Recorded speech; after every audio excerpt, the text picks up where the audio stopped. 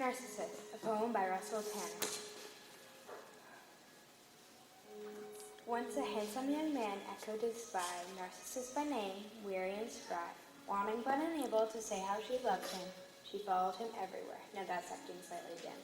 As soon as he was thirsty, he looked for a pool. He found one quickly, to the brim it was full. To his reflection he would not part, for it he did lose his heart. Now Echo pines, then fades away. Narcissus never notices her, as his mind will not stray from the image in the water which he would not leave till when only the voice of Echo is left, he ceases to live. Into the Narcissus flower he did turn, still his love for his reflection does burn. While Echo passes time repeating what others say, he stares into his reflection the whole day.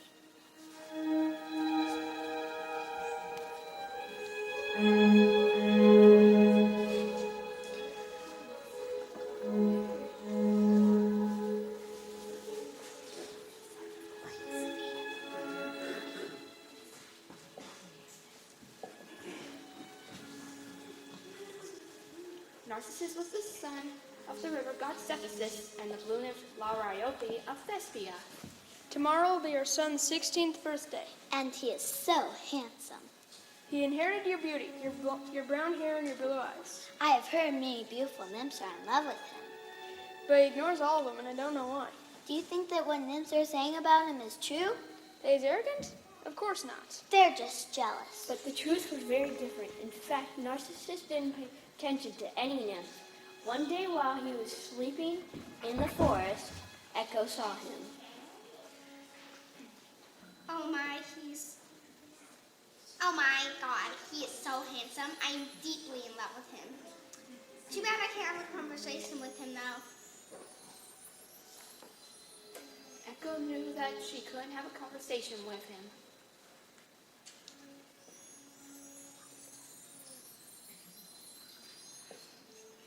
Why did you have to punish me like this? Just because I tricked her so she wouldn't catch Zeus trying to enchant other mountain nymphs?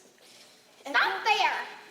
Echo had upset Hera, Zeus's wife, and as a punishment, Hera made Echo unable to speak except to repeat the last 3 words of the person she was talking to. Now it's time to get closer. But when she tried to approach him, Narcissus heard the noise and woke up. Who's there? Who is there? Where are you? I can't see you. Can't see you.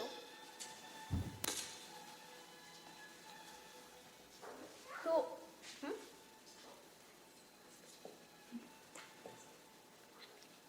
I'm leaving. I am leaving. Echo was sad because that was not what she really wanted to say, so she followed him. Stop following me. You can't even have a conversation. Echo was desperate. She couldn't tell him how much she loved him. And stop crying. I don't even like it. Echo stopped following him and stayed there in the middle of the forest crying until she disappeared.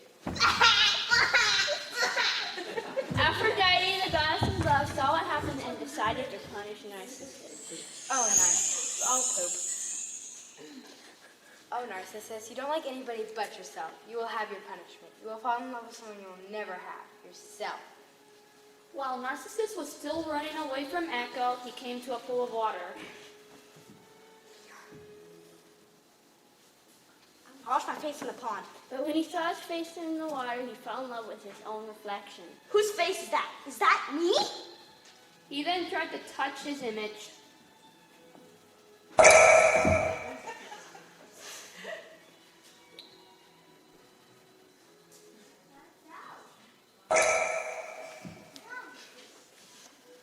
The image disappears every time I touch it. I have to stay here and catch the image.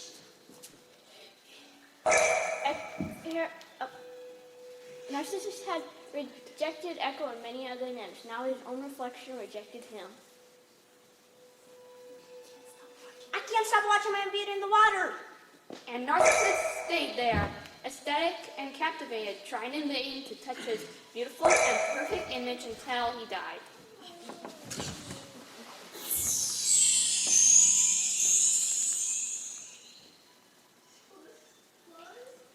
Narcissus.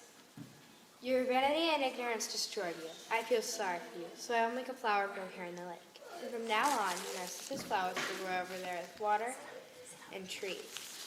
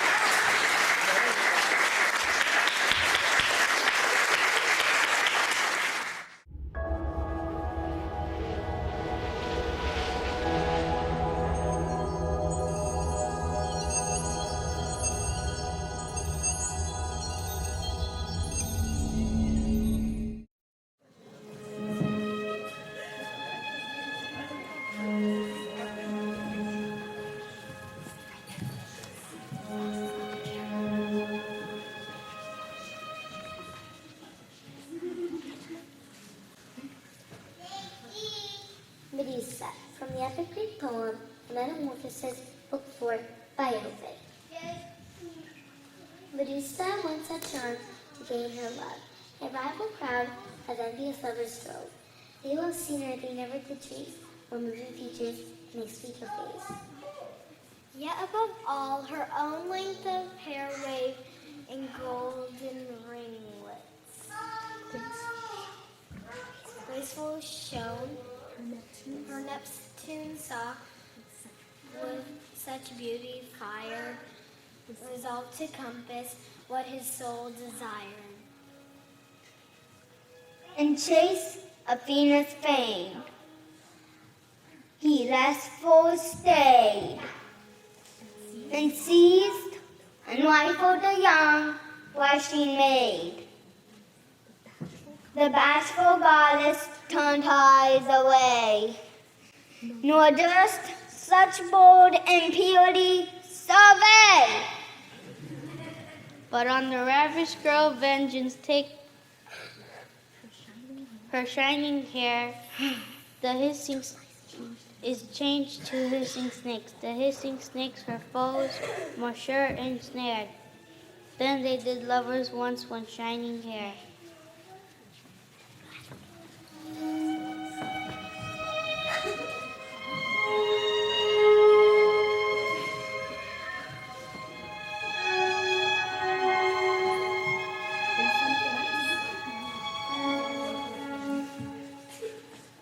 Once upon a time, there was a beautiful girl named Medusa.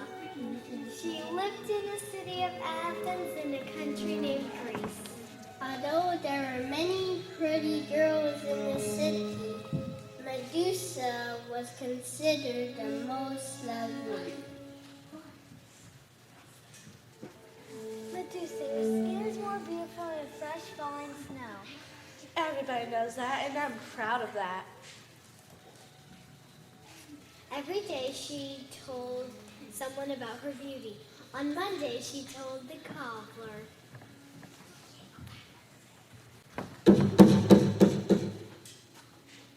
Medusa, your hair glows brighter than the sun. I know that it brightens every room and every place you enter. The sun is nothing compared to you. On Tuesday, she said to the blacksmith's daughter,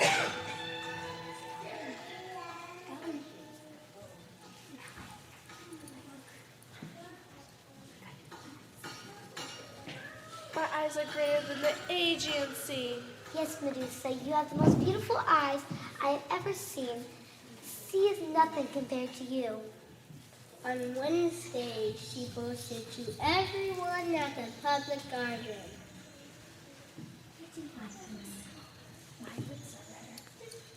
My lips are redder than the reddest rose. Oh, Medusa, roses are nothing compared to you. Your beauty shines even brighter in this beautiful garden.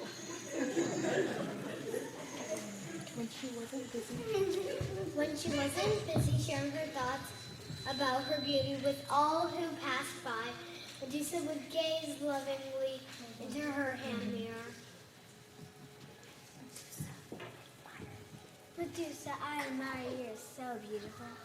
It's true. Even my reflection in the window and in the water shows my beauty. On and on, Medusa went about her beauty to anyone and everyone who stopped long enough to hear her, until one day when she made her first visit to the Parthenon with her friend. The Parthenon is the largest temple to the goddess Athena in all the land. Look at those amazing sculptures and paintings. Wow! Everybody who entered was astonished by the beauty of the place and couldn't help but think of how grateful they were to Athena, goddess of wisdom, for inspiring them and for watching over their city of Athens. Everyone, that is, except Medusa.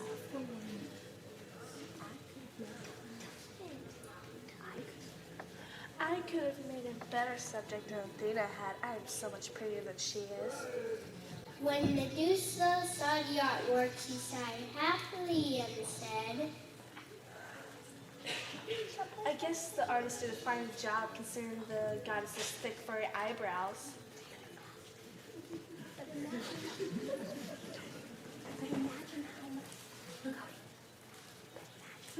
But imagine how much more wonderful the paintings would be if it wasn't someone as delicate as you, Medusa. When Medusa reached the author, she sighed happily and said, My, this is a beautiful temple. It's a shame to have wasted on Athena. I am so much prettier than she is. Perhaps someday people will build an even grander temple to your beauty, Medusa.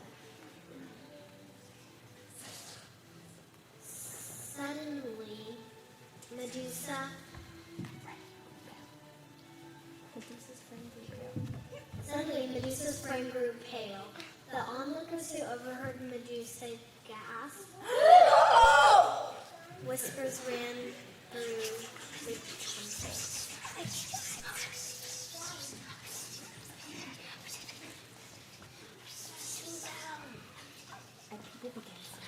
and people began to leave.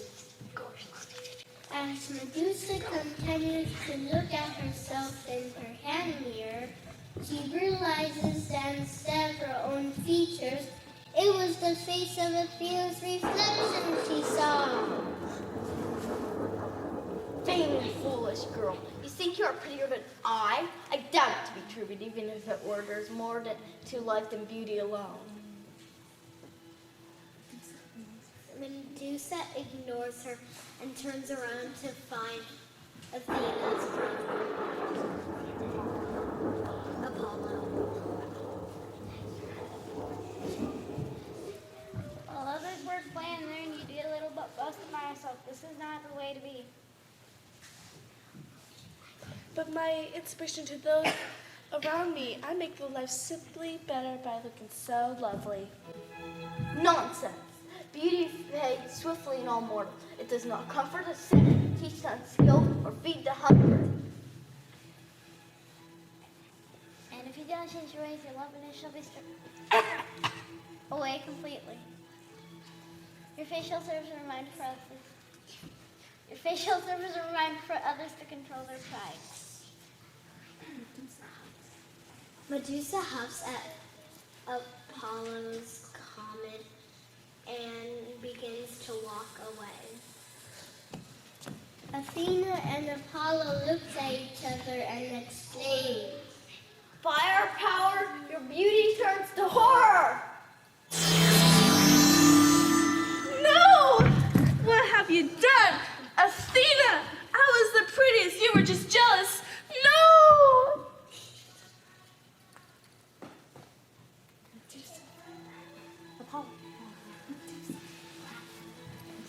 Medusa, for your pride, this has been done. This is not so terrible to behold, it will turn anyone to stone. Even you, Medusa, shall you seek your reflection, shall turn to rock the instant you see your face. Now the earth is full of vile monsters at the end of the earth, so no innocents are accidentally turned into stone by the sight of you. You better scurry away before she looks at you.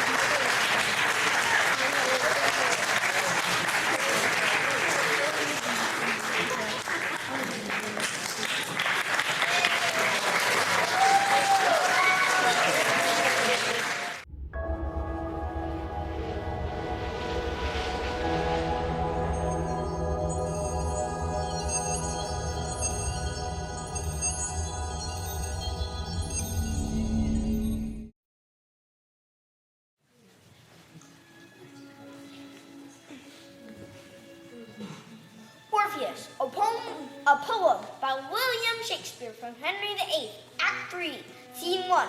Orpheus with his lute made trees and mountain tops that freeze, bowed themselves when he did sing. To his music, plants and flowers ever sprung, as sudden showers ever made a lasting spring. Everything that heard him play, even the billows of the sea, hung their heads when they played. In sweet music is such art, killing care and grief of heart, fall asleep or hearing die.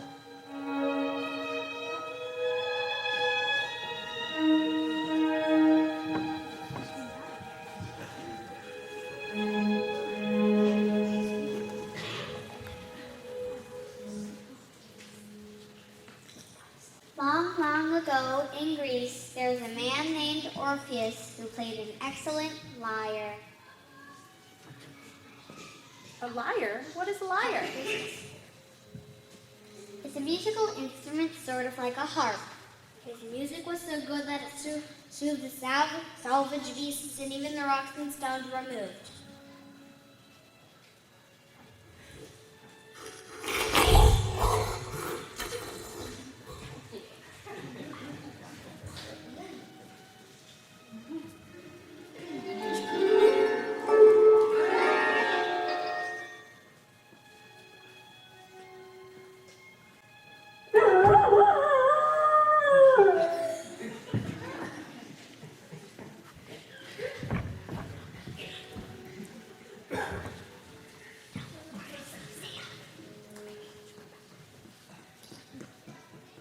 Orpheus and his lyre made everything really happy.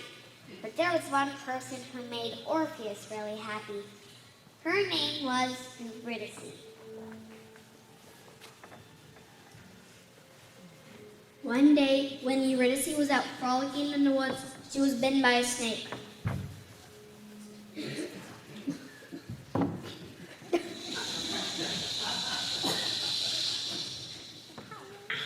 The snake died. Yay! But Eurydice died too.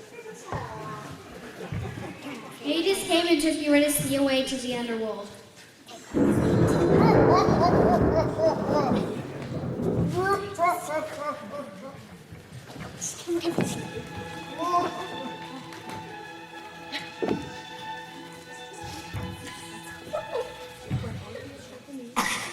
It's not out yet, but Orpheus is still alive. And Orpheus heard the news. He was saddened by it so much that he hung up his lyre and stopped playing it. Oh, Orpheus, why do you no longer play your lyre? Your music was so beautiful that it could even wake the dead. Hey, that gives me an idea. He knew that the entrance to the underworld was hidden by some rocks. So Orpheus took down his lyre and headed for the mountains.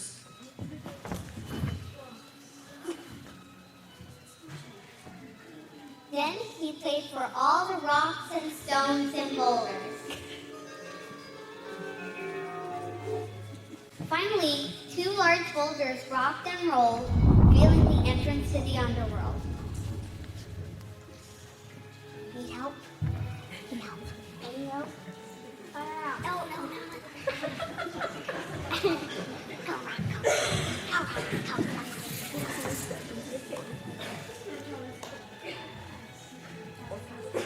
Orpheus stepped into the cave and found himself face to face with the three-headed dog, Cerberus.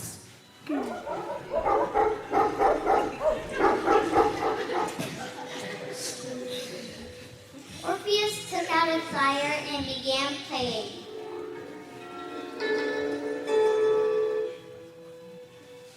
This soothed Cerberus, and Orpheus managed to slip.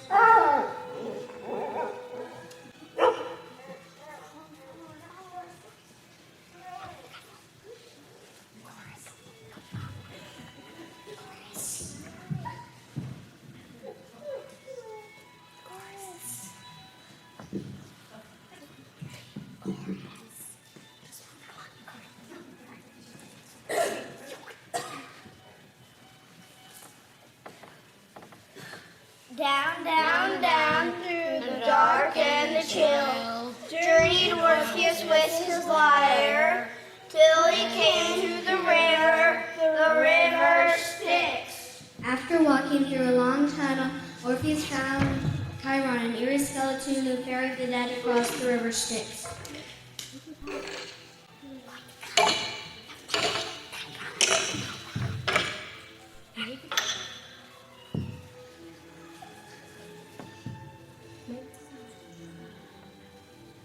Once again, Orpheus took out his lyre and began playing.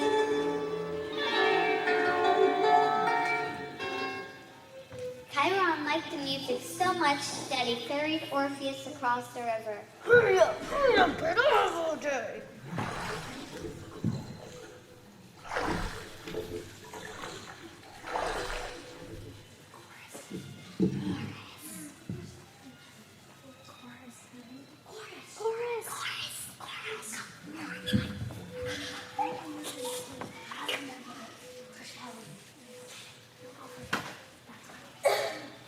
So they ferried on over the river Styx until they came to the palace of Hades.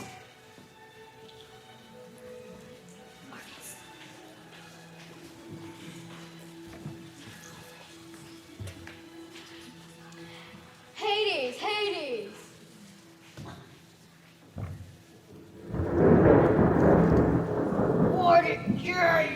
What is it? Oh, mighty Hades, I hate to trouble you, but I was wondering if, What is it? Spit it out. I was wondering if Eurydice could come back with me. No. Is that all? Why didn't you say so? No! Now beat it before I find you a place here too.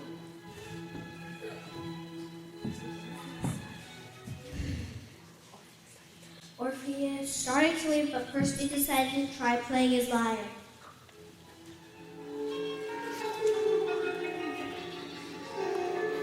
Okay, she can come with you. Just stop playing that music. Eurydice!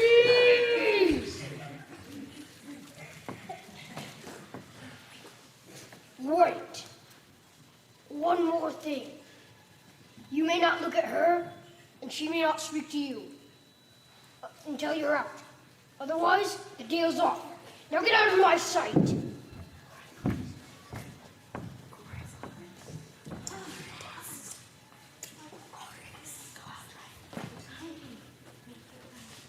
So they started the journey, the long spooky journey, and came once again to the river Styx.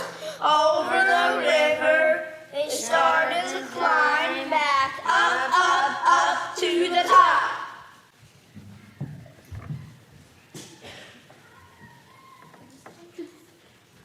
There's the entrance. If we're almost there, that's as good as being there, right? So Orpheus turned to look at Eurydice. Eurydice tried to dodge his gaze, but finally he saw her. Eurydice! Yes, dear. Ha! Fooled you. Come on, Eurydice, back to the resort. And although Orpheus continued to play his lyre for the rest of his life, all of his songs were tearjerkers, and he taught the rest of the world the sound of sadness.